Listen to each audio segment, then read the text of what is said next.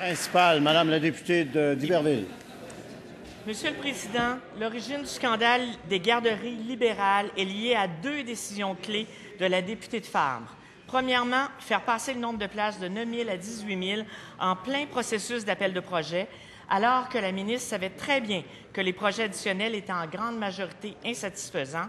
Deuxièmement, changer le processus d'attribution des places en centralisant le choix des projets sur son bureau. Elle les a choisis personnellement, insiste-t-elle. Le hasard faisant bien les choses, ces deux décisions ont permis à la ministre de faire passer en douce 25 projets de promoteurs ou administrateurs qui ont versé 300 000 $ à la caisse de son parti, une subvention annuelle de 15 millions à vie. La ministre du Conseil du Trésor va-t-elle avoir la décence de quitter son poste? Madame la ministre de la Famille. La présidente du Conseil du Trésor, comme l'ensemble du gouvernement, Monsieur le Président, on a posé les gestes pour les familles du Québec, Monsieur le Président. Je rappelle à la députée qu'en 2008, au moment de l'appel d'offres, on était dans les premières années suivant le congé parental.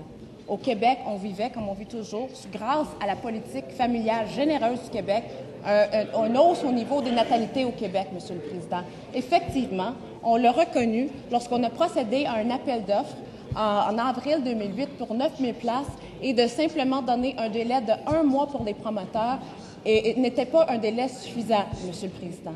On l'a reconnu, on l'a changé le processus pour, encore une fois, permettre aux promoteurs d'avoir suffisamment de temps de déposer leur projet auprès du ministère.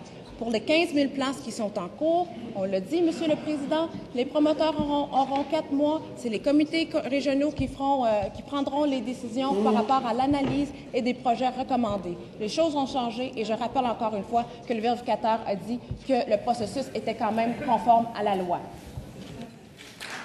Première complémentaire, Madame la députée d'Iberville. Monsieur le Président, la semaine dernière, la police a annoncé son intention de faire des vérifications sur l'octroi des places en garderie suite au dépôt du rapport du vérificateur général. À la lumière du communiqué de presse de M. Lafrenière, est-ce que les rapports d'évaluation du ministère et tous les documents pertinents ont été remis à la police? Madame la ministre de la Famille. En ce qui concerne, que ce soit moi-même ou le ministère, on est là pour collaborer avec quelle que soit l'entité, que ce soit l'UPAC, que ce soit le vérificateur général. On a toujours collaboré, Monsieur le Président. Je veux rappeler à la députée que c'est même son parti politique qui faisait des demandes auprès du gouvernement pour accélérer le nombre de places qu'on développait, Monsieur le Président. C'est important de le dire et de le réitérer. Je veux rappeler aussi à la députée que le vérificateur général a fait un travail important au niveau de l'analyse de l'administration publique. Il a rendu un rapport, il nous a fait des commentaires et on a procédé à les modifications nécessaires pour les familles du Québec. Deuxième complémentaire, Madame la députée d'Iberville. Je comprends donc, Monsieur le Président, que malgré le communiqué de M. Lafrenière, malgré le rapport du vérificateur général, la ministre n'a rien transmis à la police. La ministre ne veut pas rendre public les rapports d'évaluation.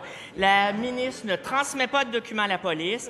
La ministre refuse d'élargir le mandat de la commission Charbonneau pour étudier l'octroi des permis de garderie. La ministre a peur de quoi et de qui? Madame la ministre de la Famille.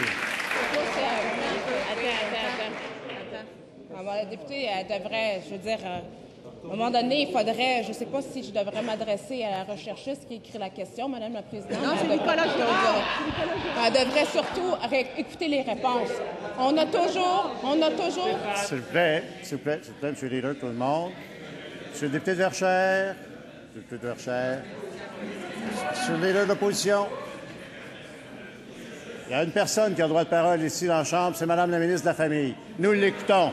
Alors, je continue, Monsieur le Président. Je continue, Monsieur le Président, en disant simplement qu'on a toujours collaboré avec quelle que soit l'institution pour s'assurer que l'information, quelle qu'elle soit bien transmise. Je rappelle aussi aux députés, on veut parler, à la députée par contre, Monsieur le Président, qu'on veut parler justement de projets qu'on a rendus publics, justement les projets non recommandés par le ministère, mais autorisés ou le gouvernement, les mêmes projets qu'ils ont fait des demandes auprès du gouvernement. En terminant.